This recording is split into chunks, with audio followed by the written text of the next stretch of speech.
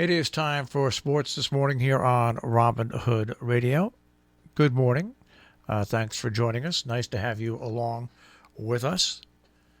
And let's see, what do we have here in sports? Well, we've got a couple of different things in sports, of course. Number one is a story Odell Beckham has opened up and talked about his time with the Giants. And he was critical of the team. And he said he never meant, when he was with the Giants, to be critical of Eli Manning. He meant to be critical of the team management for not surrounding him with the proper players. Quote, "I never wanted to win a championship for anybody more than the Giants," end quote. Quoting again, "They were just such a legendary place. I was very proud to be part of that organization. I'm going to tell you where I ran into trouble," he continued, end quote. "It was when I felt like we had the pieces. We know that Eli was a little older. I've been here now. I've given you 2 seasons. I'm capable. I can hoop. I felt like the Giants never put people around Eli. I know I got a lot of crap, I'll just say, for what they said when I talked bad on Eli, but I never once said a bad thing. If anything, I speak the truth. The only thing I can look back on and be like, man, I regret saying that is that he's not the same player, even though it was the truth." Beckham said the Giants organization failed Manning during his years with the franchise. They never put the proper people around him. Now, the only thing I'll say is I think Odell Beckham was a great addition when he joined the Giants.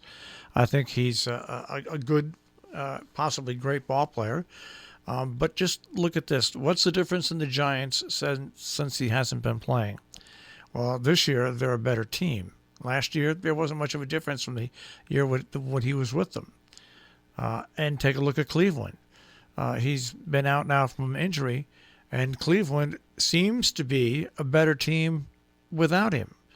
Maybe if he just concentrated on playing and not trying to be GM at the same time, things would have turned out different.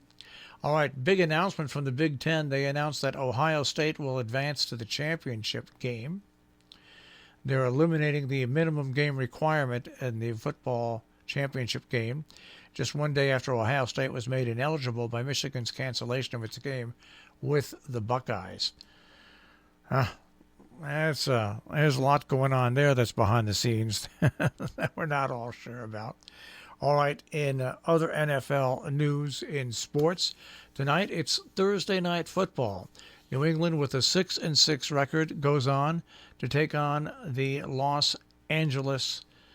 What are they? The Rams still? Yeah, they are. They are the Rams. So it's going to be very. It's going to be very interesting. If the Patriots can manage to win this game, they have a real good shot of making the playoffs, which would be pretty incredible. Pretty incredible. Seeing as they lost their main offensive weapon in Tom Brady.